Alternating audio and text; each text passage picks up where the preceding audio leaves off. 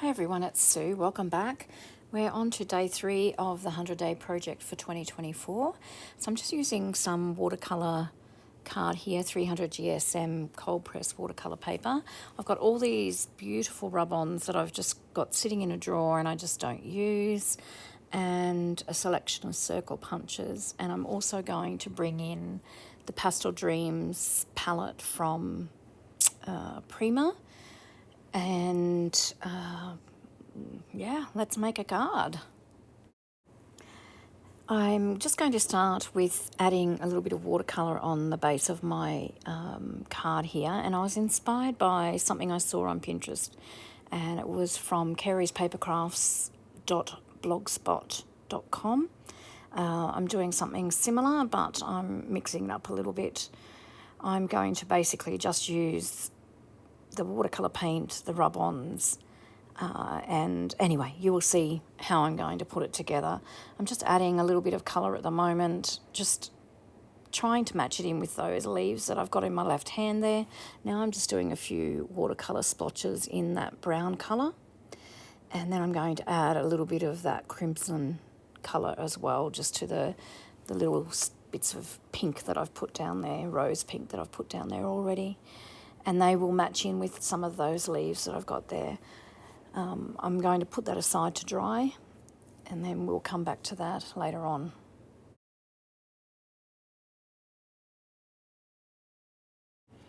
I started by using just a card blank that I just don't seem to use them very much, so I basically use them as cardstock and cut things out on them. So I cut a sprig of those beautiful pink leaves out, and I'm just going to rub that off onto the card there, and then I think I will probably end up punching out a circle. I've decided to layer a rub-on butterfly on top of that sprig as well. I wasn't sure whether to just cut the circles out and then add rub-ons. I started this way and just by layering onto the cardstock and cutting out a circle, but I sort of change it up a little bit here and there, so I end up getting the desired effect that I want in the end, so I guess that's all that really matters. So I'm just going to punch one of these larger circles. I think it's 1 3/4 inch circle that I'm using there. And you can see I'm just trying to sort of work out where I want to put that. I added a bit of ink around that circle. I want them to sort of stand out a bit from the card base. Now I'm just going to use these background rub-ons. These are all 49 at Market rub-ons that I'm using. They're absolutely beautiful. They rub off just like butter. They're just so smooth. And honestly, they've been sitting in my drawer unused for a couple of years, which is disgusting, I know, but they still work fine. So I'm just going to do some random script onto the card. And what I'll probably end up doing is just speed up the footage that I've got, add a little bit of music, and you'll see it all come together quite nicely.